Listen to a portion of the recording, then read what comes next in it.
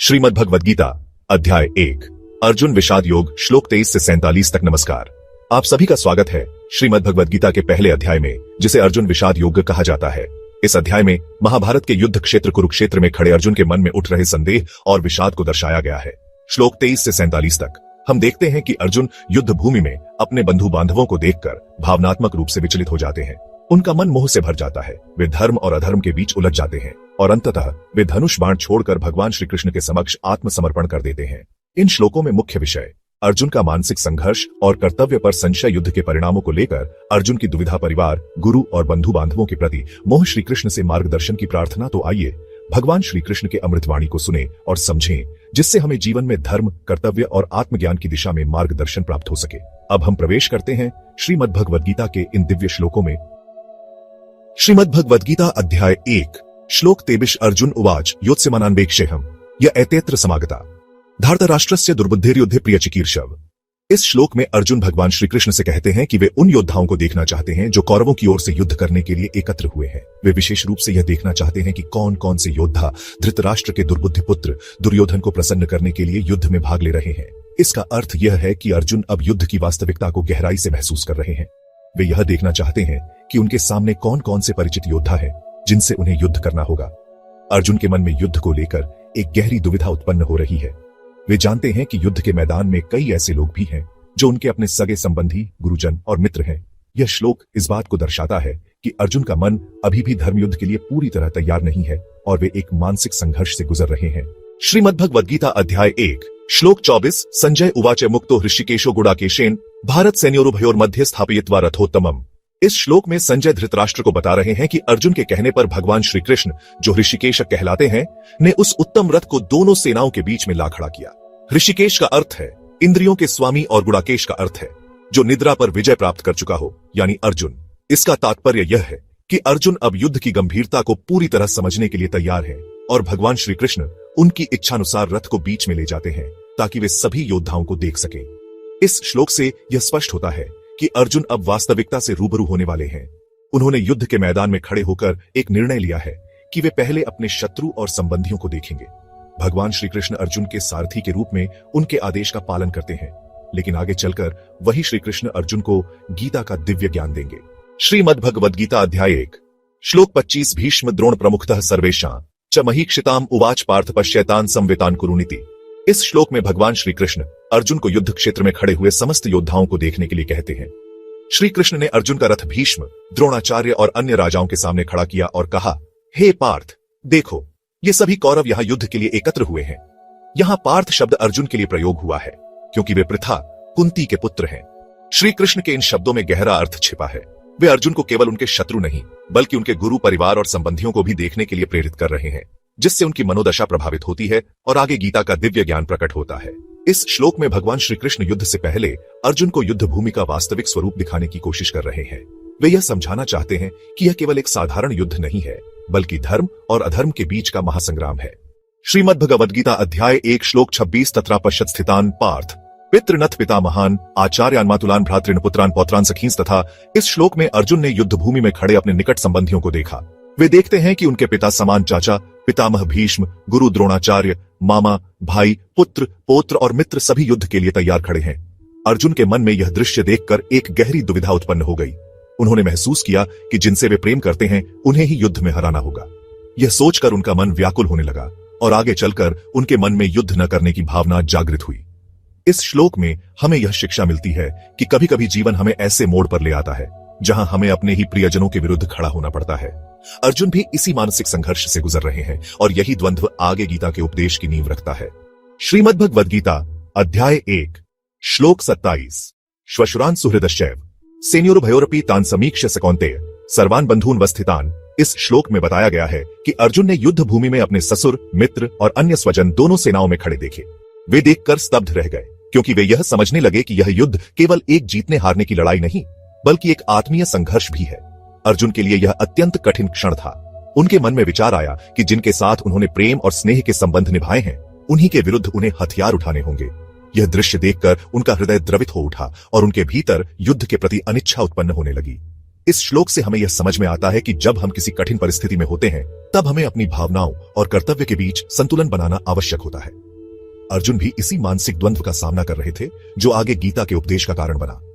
श्रीमद् भगवद गीता अध्याय 1 श्लोक 28 कृपया पर्याविष्टो विषिदन्निदं ब्रवीत अर्जुन उवाच दृष्ट्वेमं स्वजनम। कृष्ण युयुत्सु समुपस्थितम। इस श्लोक में अर्जुन कहते हैं, हे कृष्ण, जब मैं अपने स्वजनों को युद्ध के लिए तैयार देखता हूं तो मेरा हृदय करुणा से भर जाता है और मैं अत्यंत दुखी हो जाता हूं। अर्जुन ने जब युद्ध भूमि में अपने परिवार, गुरुजनों और मित्रों को देखा तो वे गहरे मानसिक संकट में पड़ गए। वे सोचने लगे कि अपने ही सगे संबंधियों के खिलाफ हथियार उठाना क्या उचित होगा। यह श्लोक हमें बताता है कि जब हम किसी कठिन निर्णय के सामने खड़े होते हैं तो भावनाएं और कर्तव्य के बीच संघर्ष होता है। अर्जुन भी इसी मानसिक द्वंद्व में थे और यही गीता के उपदेश की शुरुआत का आधार बना। श्रीमद् भगवद गीता अध्याय 1 श्लोक 29 सीदंति मम गात्राणि मुखम च परिशुष्यति वेपथुष शरीरे में रोमहर्षश्च जायते। अर्जुन अपने मानसिक और शारीरिक कष्ट को व्यक्त करते हुए कहते हैं, मेरे अंग शिथिल हो रहे हैं, मेरा मुख सूख रहा है, मेरे शरीर में कंपन हो रहा है और रोमांच उत्पन्न हो रहा है। इस श्लोक में अर्जुन के अंदर चल रही मानसिक उथल पुथल को दर्शाया गया है। जब वे अपने सगे संबंधियों को युद्ध के लिए तैयार देखते हैं तो उनका शरीर कमजोर पड़ने लगता है और मन में एक गहरी दुविधा उत्पन्न होती है। यह दर्शाता है कि अत्यधिक भावनात्मक तनाव का प्रभाव केवल मन पर ही नहीं बल्कि शरीर पर भी पड़ता है। जब हम किसी कठिन परिस्थिति में होते हैं और मानसिक रूप से विचलित हो जाते हैं तो हमारा शरीर भी प्रभावित होता है। यह श्लोक हमें सिखाता है कि किसी भी चुनौतीपूर्ण स्थिति में हमें अपने मन और शरीर पर नियंत्रण रखना चाहिए और धैर्यपूर्वक निर्णय लेना चाहिए। श्रीमद् भगवद गीता अध्याय 1 श्लोक 30 गांडीवम स्रंसते हस्तात्वक चैव परिदह्यते न च शक्नोम्यवस्थातु भ्रमतीव च मे मन। इस श्लोक में अर्जुन अपने मानसिक और शारीरिक पीड़ा को और गहराई से व्यक्त करते हैं। वे कहते हैं, गांडीव धनुष मेरे हाथ से गिर रहा है, मेरी त्वचा जल रही है, मैं खड़ा नहीं रह पा रहा हूं और मेरा मन चक्कर खा रहा है। इससे यह स्पष्ट होता है कि अर्जुन भीषण मानसिक संघर्ष से जूझ रहे हैं। जब कोई व्यक्ति अत्यधिक तनाव या भय की स्थिति में होता है तो उसका शरीर भी उस तनाव को झेल नहीं पाता। अर्जुन के भीतर असमंजस और मोह इतना अधिक बढ़ चुका है कि वे युद्ध भूमि में अपने कर्तव्य का पालन करने में असमर्थ महसूस कर रहे हैं। यह श्लोक हमें यह सिखाता है कि जब हम किसी भावनात्मक उथल पुथल में होते हैं तो यह केवल हमारे मन को ही नहीं बल्कि हमारे शरीर को भी प्रभावित करता है। लेकिन हमें ऐसे समय में आत्मनियंत्रण और धैर्य बनाए रखना चाहिए और अपने कर्तव्यों से पीछे नहीं हटना चाहिए। श्रीमद् भगवद गीता अध्याय 1 श्लोक 31 निमित्तानि च पश्यामि विपरीतानि केशव न च श्रेयोनुपश्यामि हत्वा स्वजन माहवे। इस श्लोक में अर्जुन भगवान श्री कृष्ण से कहते हैं, हे केशव, मैं केवल अशुभ संकेत देख रहा हूं, मुझे अपने स्वजनों का वध करने से कोई भी कल्याणकारी परिणाम नहीं दिखाई दे रहा है। अर्जुन यहां यह व्यक्त कर रहे हैं कि उनके मन में भारी संशय उत्पन्न हो गया है। उन्हें ऐसा प्रतीत हो रहा है कि यह युद्ध केवल विनाश और दुख ही लेकर आएगा। उनके भीतर एक नैतिक दुविधा उत्पन्न हो गई है जहां उन्हें धर्म और मोह के बीच का अंतर स्पष्ट नहीं हो रहा है।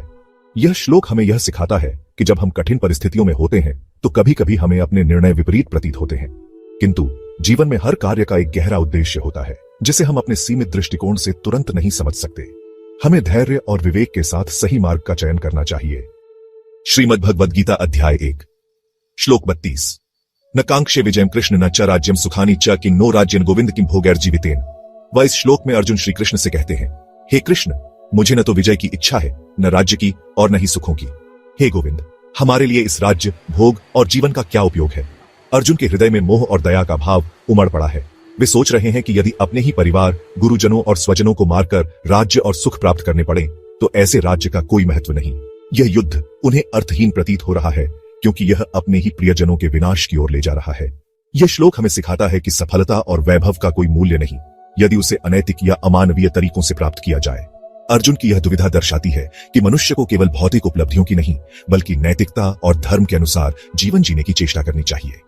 श्रीमद् भगवद गीता अध्याय 1 श्लोक 33 येषामर्थे कांक्षितम नो राज्यम भोगा सुखानि च त इमेव स्थिता युद्धे प्राणांस त्यक्त्वा धनानि च। इस श्लोक में अर्जुन श्री कृष्ण से कहते हैं, जिनके लिए हमने राज्य, भोग और सुखों की इच्छा की थी वे ही अपने प्राणों और धन को त्याग कर इस युद्ध में खड़े हैं। यहाँ अर्जुन यह अनुभव कर रहे हैं कि जिन स्वजनों के लिए वह राज, सुख और भोग चाहते थे वे ही अब युद्ध भूमि में अपने जीवन की आहुति देने को तैयार हैं। इससे अर्जुन के मन में गहरा वैराग्य उत्पन्न हो रहा है और वे युद्ध को व्यर्थ मानने लगते हैं। यह श्लोक हमें यह समझाता है कि भौतिक सुख साधन तब निरर्थक हो जाते हैं जब उन्हें प्राप्त करने के लिए हमें अपने ही प्रियजनों का त्याग करना पड़े। यह हमें यह भी सिखाता है कि निर्णय लेने से पहले हमें उसके नैतिक और भावनात्मक पहलुओं पर गहराई से विचार करना चाहिए। श्रीमद् भगवद गीता अध्याय 1 श्लोक 4 साचार्या पितर पुत्रास्तथैव च पितामहा मातुला श्वशुरा पौत्रा श्याला संबंधिनस्तथा। इस श्लोक में अर्जुन युद्ध भूमि में खड़े अपने स्वजनों को देखकर अत्यंत व्याकुल हो जाते हैं। वे श्री कृष्ण से कहते हैं, हे माधव, इस युद्ध में हमारे गुरुजन, पिता, पुत्र, पितामह, मामा, श्वशुर, पौत्र, साले और अन्य संबंधी भी खड़े हैं। अर्जुन का हृदय करुणा से भर जाता है, क्योंकि वे देख रहे हैं कि जिनके साथ उन्होंने जीवन भर प्रेम और स्नेह का संबंध रखा, उन्हीं के विरुद्ध उन्हें अब शस्त्र उठाना होगा। यह श्लोक हमें यह सिखाता है कि युद्ध और टकराव केवल बाहरी नहीं होते, वे हमारे भीतर भी चलते हैं। जब हमें अपने ही प्रियजनों के खिलाफ निर्णय लेना पड़े तो यह हमारे मन में द्वंद्व और दुख उत्पन्न कर सकता है। अर्जुन इसी आंतरिक संघर्ष का अनुभव कर रहे हैं। श्रीमद् भगवद गीता अध्याय 1 श्लोक 35 एतान्न हन्तुमिच्छामि घ्नतोपि मधुसूदन अपि त्रैलोक्य राज्यस्य हेतो किन्नु महि कृते। इस श्लोक में अर्जुन युद्ध को लेकर अपने मन के गहरे द्वंद्व को प्रकट करते हैं। वे श्री कृष्ण से कहते हैं, हे मधुसूदन, मैं अपने स्वजनों का वध नहीं करना चाहता, भले ही वे मुझे मारने को तत्पर हों। यदि मुझे इसके बदले तीनों लोकों का राज्य भी मिले तब भी मैं इन्हें नहीं मार सकता। फिर केवल इस पृथ्वी के लिए क्यों लड़ूं? अर्जुन को इस बात का एहसास हो रहा है कि सत्ता, वैभव और समृद्धि से बढ़कर रिश्तों की अहमियत होती है। वह यह सोचकर दुखी है कि युद्ध के बाद यदि अपने ही नहीं रहेंगे तो यह जीत किस काम की। यह श्लोक हमें यह सिखाता है कि केवल भौतिक उपलब्धियां ही जीवन का उद्देश्य नहीं होनी चाहिए। परिवार, नैतिकता और करुणा भी उतने ही महत्वपूर्ण हैं। अर्जुन की यह दुविधा हमें यह समझने में मदद करती है कि सही और गलत के बीच निर्णय लेना हमेशा आसान नहीं होता। श्रीमद् भगवद गीता अध्याय 1 श्लोक 36 निहत्य धार्तराष्ट्रान्न का प्रीति स्यात् जनार्दन पाप मेवाश्रयदस्मान हत्वैता नाथतायण। इस श्लोक में अर्जुन अपने मन की पीड़ा को श्री कृष्ण के सामने व्यक्त करते हुए कहते हैं, हे जनार्दन, यदि हम धृतराष्ट्र के पुत्रों कौरवों को मार भी दें तो हमें इसमें कैसी प्रसन्नता मिलेगी? उनके वध से हमें केवल पाप ही लगेगा, क्योंकि वे हमारे ही स्वजन हैं, भले ही वे आतताई अत्याचारी क्यों न हो। अर्जुन यहाँ धर्म संकट में पड़ गए हैं। वे देख रहे हैं कि कौरव अन्याय और अधर्म के मार्ग पर हैं, फिर भी वे सोच रहे हैं कि अपने ही परिवार को मारना क्या सही होगा। अर्जुन यह मानते हैं कि युद्ध में विजय से अधिक महत्वपूर्ण यह है कि यह जीत किन परिस्थितियों में और किसके विरुद्ध प्राप्त हो रही है। यह श्लोक हमें यह सिखाता है कि जीवन में केवल विजय या सफलता ही सब कुछ नहीं होती, बल्कि उसे प्राप्त करने का तरीका और उसके परिणाम भी मायने रखते हैं। कभी कभी हमें यह विचार करना चाहिए कि हमारी सफलता कहीं किसी के दुख का कारण तो नहीं बन रही। श्रीमद् भगवद गीता अध्याय 1 श्लोक 37 तस्मान् नारहा वयं हन्तुं धार्तराष्ट्रान् स्वबान्धवान् स्वजनम हि कथम हत्वा सुखिन। श्याम माधव अर्जुन श्री कृष्ण से कहते हैं, हे माधव, इसलिए हमें अपने ही बंधुओं धृतराष्ट्र के पुत्रों का वध करने का कोई अधिकार नहीं है। जब हम अपने ही स्वजनों को मार देंगे तो फिर हम सुखी कैसे रह सकते हैं? इस श्लोक में अर्जुन के मन में करुणा की भावना स्पष्ट रूप से दिखाई देती है। वे सोच रहे हैं कि अपनों का विनाश करके मिलने वाली विजय और राज्य का क्या लाभ, जब वह केवल दुख और पाप का कारण बने। अर्जुन ये मानते हैं कि युद्ध का उद्देश्य केवल प्रतिशोध या सत्ता प्राप्त करना नहीं होना चाहिए, बल्कि उसे धर्म के आधार पर तय किया जाना चाहिए। यह श्लोक हमें यह सिखाता है कि किसी भी कार्य को करने से पहले हमें उसके नैतिक और मानवीय पहलुओं पर विचार करना चाहिए। केवल बाहरी सफलता को ही नहीं, बल्कि उसके परिणामों को भी ध्यान में रखना आवश्यक है। श्रीमद् भगवद गीता अध्याय 1 श्लोक 38 यद्यप्येते न पश्यन्ति लोभोपहच्चेतस कुलक्षयकृतं दोषम मित्रद्रोहे च पातकम। अर्जुन श्री कृष्ण से कहते हैं, यद्यपि लोभ से अंधे हुए इन कौरवों को कुल के नाश से उत्पन्न दोष और मित्रों के साथ विश्वासघात करने में पाप नहीं दिखता, फिर भी इस श्लोक में अर्जुन कौरवों की मानसिक अवस्था पर प्रकाश डालते हैं। वे कहते हैं कि लोभ और सत्ता की लालसा ने उनके चित्त को पूरी तरह प्रभावित कर दिया है, जिससे वे सही और गलत में अंतर नहीं कर पा रहे हैं। उन्हें यह भी एहसास नहीं कि अपने कुल परिवार को नष्ट करना और अपने ही सगे संबंधियों के विरुद्ध लड़ना कितना बड़ा पाप है। यह श्लोक हमें यह सिखाता है कि लालच और स्वार्थ इंसान की बुद्धि को भ्रष्ट कर सकते हैं, जिससे वह सही निर्णय नहीं ले पाता। हमें सदैव अपने कर्मों के परिणामों पर विचार करना चाहिए और धर्म के अनुसार कार्य करना चाहिए। श्रीमद् भगवद गीता अध्याय 1 श्लोक 39 कथन न झेमस्माभि पापादस्मान निवर्तितुम कुलक्षय कृतम दोषम प्रपश्यत भीर जनार्दन। अर्जुन श्री कृष्ण से कहते हैं, हे जनार्दन, जो लोग कुल के विनाश से उत्पन्न दोषों को स्पष्ट रूप से देख रहे हैं, उनके लिए इस पाप से बचने का उपाय क्यों न समझा जाए। इस श्लोक में अर्जुन एक महत्वपूर्ण नैतिक प्रश्न उठाते हैं। वे कहते हैं कि जब हम पहले से जानते हैं कि कुल का विनाश धर्म, समाज और संस्कृति के लिए विनाशकारी होगा, तो हम इस पाप से खुद को रोकने का प्रयास क्यों नहीं करें। यह उनके भीतर चल रहे नैतिक संघर्ष को दर्शाता है। यह श्लोक हमें यह सिखाता है कि जब हमें यह झांत हो कि कोई कार्य पापमय है और उसका परिणाम घातक हो सकता है, तो हमें उससे बचने का हर संभव प्रयास करना चाहिए। नैतिकता और धर्म का पालन करना ही सच्ची बुद्धिमत्ता है। श्रीमद् भगवद गीता अध्याय 1 श्लोक 40 कुलक्षय प्रणश्यन्ति कुल धर्मः सनातनः धर्मे नष्टे कुलम कृत्स्नम धर्मोभिभवत्युत। अर्जुन श्री कृष्ण से कहते हैं, हे कृष्ण, जब कुल का विनाश होता है तो उस कुल के सनातन धर्म भी नष्ट हो जाते हैं, और जब धर्म नष्ट हो जाता है तब संपूर्ण कुल में अधर्म हावी हो जाता है। इस श्लोक में अर्जुन समझा रहे हैं कि परिवार और समाज के धर्म व परंपराएं ही उनके अस्तित्व की रीढ़ होती हैं। यदि कुल का नाश हो जाता है तो वह परंपराएं भी नष्ट हो जाती हैं, जिससे अधर्म और अराजकता फैलने लगती है। यह श्लोक हमें यह सिखाता है कि धर्म और नैतिकता समाज की स्थिरता और प्रगति के लिए आवश्यक है। जब कोई समुदाय अपने नैतिक मूल्यों को खो देता है तो अधर्म, अन्याय और अशांति उस पर हावी हो जाते हैं। इसलिए कुल और समाज की रक्षा के लिए धर्म का पालन अनिवार्य है।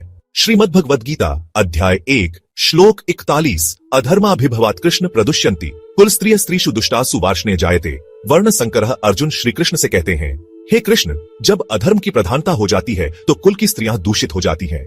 हे वार्ष्णेय, जब स्त्रियां दूषित हो जाती हैं तो वर्ण संकर, वर्ण व्यवस्था का विघटन उत्पन्न होता है। इस श्लोक में अर्जुन समाज में स्त्रियों की पवित्रता और नैतिकता के महत्व को समझा रहे हैं। वे कहते हैं कि जब युद्ध और अधर्म के कारण कुल नष्ट होते हैं तो स्त्रियों की सुरक्षा और सम्मान भी खतरे में पड़ जाता है। इसका परिणाम यह होता है कि परिवार और समाज में अराजकता फैलती है, जिससे वर्ण संकर की स्थिति उत्पन्न होती है। यह श्लोक हमें यह सिखाता है कि समाज की शुद्धता और स्थिरता बनाए रखने के लिए धर्म का पालन आवश्यक है। स्त्रियों की मर्यादा और सम्मान की रक्षा करना पूरे समाज की जिम्मेदारी है, क्योंकि वे ही परिवार और संस्कृति की आधारशिला होती है। यदि यह संतुलन बिगड़ता है तो समाज में अराजकता और नैतिक पतन आ जाता है। श्रीमद् भगवद गीता अध्याय 1 श्लोक 42 संकरो नरकायैव कुलघ्नाना कुलस्य च पतन्ति पितरो ह्येषां लुप्त पिंडोदक क्रिया। अर्जुन श्री कृष्ण से कहते हैं, हे कृष्ण, जब वर्ण संकर उत्पन्न होता है तो कुल का नाश करने वालों और उनके वंश के लिए यह नरक का कारण बनता है। इनके पितर पूर्वज भी लुप्त पिंड और जल की क्रिया, श्राद्ध तर्पण न मिलने के कारण गिर जाते हैं। इस श्लोक में अर्जुन बता रहे हैं कि यदि धर्म का पालन नहीं किया जाता और वर्ण संकर उत्पन्न होता है तो यह संपूर्ण कुल और पूर्वजों के लिए विनाशकारी हो जाता है। जब कुल नष्ट होता है तो श्राद्ध और तर्पण जैसी पवित्र परंपराएं समाप्त हो जाती हैं, जिससे पूर्वजों को आत्मिक शांति नहीं मिलती और वे नरकगामी हो जाते हैं। यह श्लोक हमें यह सिखाता है कि धर्म, परंपराओं और कुल की मर्यादा बनाए रखना बहुत आवश्यक है। यदि हम अपने पूर्वजों के प्रति अपने कर्तव्यों को भूल जाते हैं तो यह केवल वर्तमान पीढ़ी के लिए ही नहीं बल्कि संपूर्ण वंश के लिए हानिकारक हो सकता है। हमारे कर्म केवल हमें ही नहीं बल्कि हमारे पूर्वजों और आने वाली पीढ़ियों को भी प्रभावित करते हैं। श्रीमद् भगवद गीता अध्याय 1 श्लोक 43 दो शैरेतय कुल घ्नानाम वर्ण संकरकारकय उत्साद्यन्ते जाति धर्मा कुल धर्माश्च शाश्वता। अर्जुन श्री कृष्ण से कहते हैं, हे कृष्ण, कुल का नाश करने वालों के इन पापमय कर्मों के कारण वर्ण संकर उत्पन्न होता है, जिससे संपूर्ण जाति और कुल के शाश्वत सनातन धर्म नष्ट हो जाते हैं। इस श्लोक में अर्जुन यह बता रहे हैं कि जब कुल धर्म का पालन नहीं होता और वर्ण संकर उत्पन्न होता है तो पारिवारिक एवं सामाजिक मर्यादाएं समाप्त हो जाती हैं। जाति और कुल के स्थायी नियम एवं परंपराएं नष्ट होने लगती हैं, जिससे संपूर्ण समाज अनैतिकता और अराजकता की ओर बढ़ जाता है।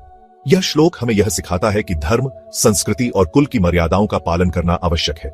यदि इन्हें नष्ट कर दिया जाता है तो समाज में अव्यवस्था फैल जाती है और नैतिक मूल्यों का ह्रास होता है। इसलिए धर्म और कुल परंपराओं को बनाए रखना न केवल व्यक्तिगत बल्कि समाज के उत्थान के लिए भी आवश्यक है। श्रीमद् भगवद गीता अध्याय 1 श्लोक 44 उत्सन्न कुल धर्माणाम मनुष्याणाम जनार्दन नरकेणियथम वासो भवतीत्यनुशुश्रुम। अर्जुन श्री कृष्ण से कहते हैं, हे जनार्दन, जिन मनुष्यों के कुल धर्म नष्ट हो जाते हैं वे अनिश्चित काल तक नरक में वास करते हैं, ऐसा हमने सुना है। इस श्लोक में अर्जुन यह बता रहे हैं कि यदि कुल धर्म नष्ट हो जाते हैं तो समाज में नैतिक पतन होता है और अधर्म बढ़ता है। इसका परिणाम यह होता है कि ऐसे मनुष्यों को मृत्यु के बाद नरक में रहना पड़ता है। अर्जुन यहाँ पारंपरिक धार्मिक शिक्षाओं का हवाला देते हुए कहते हैं कि यह उन्होंने शास्त्रों और गुरुजनों से सुना है। यह श्लोक हमें यह सिखाता है कि धर्म और कुल परंपराओं का पालन करना अत्यंत आवश्यक है। जब मनुष्य अधर्म के मार्ग पर चलता है और कुल की मर्यादाओं को तोड़ता है तो उसे सांसारिक और आध्यात्मिक दोनों स्तरों पर कष्ट झेलना पड़ता है। इसलिए सदाचार और धार्मिक परंपराओं को बनाए रखना आवश्यक है। श्रीमद् भगवद गीता अध्याय 1 श्लोक 45 अहोबत महत्पापम कर्तुं व्यवसिता वयम यद्राज्य सुखलोभेन हंतु स्वजन मुद्यता। अर्जुन श्री कृष्ण से कहते हैं, अहो, यह तो बहुत बड़ा पाप है कि हम लोग राज्य और सुख के लोभ में अपने ही स्वजनों को मारने के लिए तैयार हो गए हैं। इस श्लोक में अर्जुन को युद्ध करने की प्रवृत्ति एक भारी पाप लगने लगती है। वे यह महसूस करते हैं कि केवल राज्य और सांसारिक सुखों की लालसा में वे अपने ही परिवारजनों और संबंधियों के संहार के लिए तत्पर हो गए हैं। इस विचार से अर्जुन अत्यंत दुखी हो जाते हैं और उन्हें यह समझ में आता है कि यह कृत्य अधर्म से भरा हुआ है। यह श्लोक हमें सिखाता है कि जब कोई कार्य लोभ, मोह या लालच के कारण किया जाता है तो वह धर्म संगत नहीं हो सकता। वास्तविक धर्म और कर्तव्य वही है जो पवित्रता, न्याय और नैतिकता पर आधारित हो। अर्जुन के इस भाव से हमें अपने जीवन में सही और गलत का विवेक रखने की प्रेरणा मिलती है। श्रीमद् भगवद गीता अध्याय 1 श्लोक 46 यदि मां प्रतिकारम शस्त्रम शस्त्रपाणे धार्तराष्ट्रारणे हन्युस्तन्मे क्षेमतरम भवित। अर्जुन श्री कृष्ण से कहते हैं, यदि मैं निःशस्त्र और बिना किसी प्रतिकार के युद्ध भूमि में खड़ा रहूं और कौरवों की सेना मुझे शस्त्रों से मार डाले तो भी यह मेरे लिए अधिक कल्याणकारी होगा। इस श्लोक में अर्जुन अपने कर्तव्य से विमुख होते हुए गहरे नैतिक द्वंद्व से गुजर रहे हैं। उन्हें यह युद्ध अन्यायपूर्ण और अधार्मिक लगने लगा है। वे सोचते हैं कि बिना प्रतिरोध किए मारे जाना भी उस पाप से बेहतर होगा जो अपने ही स्वजनों को मारने से प्राप्त होगा। अर्जुन का यह मानसिक संघर्ष उनकी करुणा, संवेदनशीलता और मोह को दर्शाता है जो उन्हें धर्म युद्ध से विमुख कर रहा है।